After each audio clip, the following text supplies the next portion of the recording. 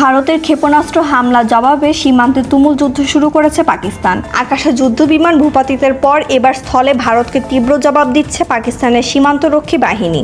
সকাল থেকে নিয়ন্ত্রণ রেখায় গোলাগুলি চলছে দুদেশের। এতে অন্তত 10 ভারতীয়র মৃত্যুর খবর দিয়েছে ভারতীয় গণমাধ্যম দ্য ইন্ডিয়ান এক্সপ্রেস, সংবাদ সংস্থা পিটিআই এবং ব্রিটিশ সংবাদ মাধ্যম বিবিসি। এই ঘটনায় আহত হয়েছেন অন্তত 34 জন। জম্মু ও কাশ্মীরের লাইন অফ কন্ট্রোলে গোলাবর্ষণে হতাহতের খবর নিশ্চিত করেছে ভারতের একজন কর্মকর্তাও। দ্য ইন্ডিয়ান এক্সপ্রেস জানিয়েছে মেনধারে একজনের প্রাণহানি হয়েছে আর পুঞ্চে 6 জনের। পুঞ্চে তুমুল গোলাবর্ষণে আহত হয়েছেন 2 সিআরপি জওয়ানও। পাকিস্তান থেকে ছোড়া গোলা নিয়ে পড়েছে ভারতের বাস স্ট্যান্ডে। যদিও ভারতের আরো বেশ কিছু গণমাধ্যম বলছে মৃতের সংখ্যা 10 ছাড়িয়ে গেছে। উত্তপ্ত পরিস্থিতির মধ্যে সীমান্তবর্তী গ্রাম থেকে বাসিন্দাদের নিরাপদ আশ্রয় সরিয়ে নিয়েছে ভারত। পাকিস্তানে ভারতের হামলার পরই তুমুল গোলাবর্ষণ শুরু করেছে পাকিস্তানের সেনাবাহিনী। এতে মূলত প্রচুর ভারতীয় স্থাপনা ক্ষতিগ্রস্ত হয়েছে।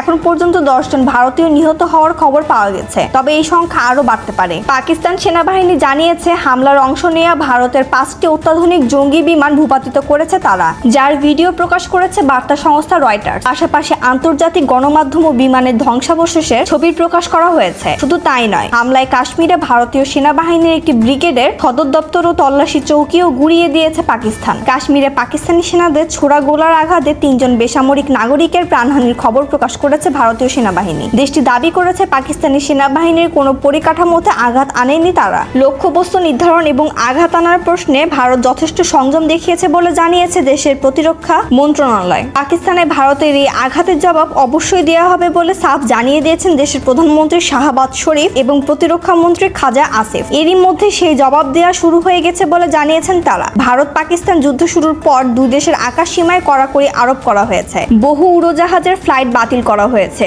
নিয়ন্ত্রণ করা হচ্ছে বিমান চলাচল, আন্তর্জাতিক ফ্লাইট ঘুরিয়ে দেওয়া হচ্ছে ভিন্ন পথে।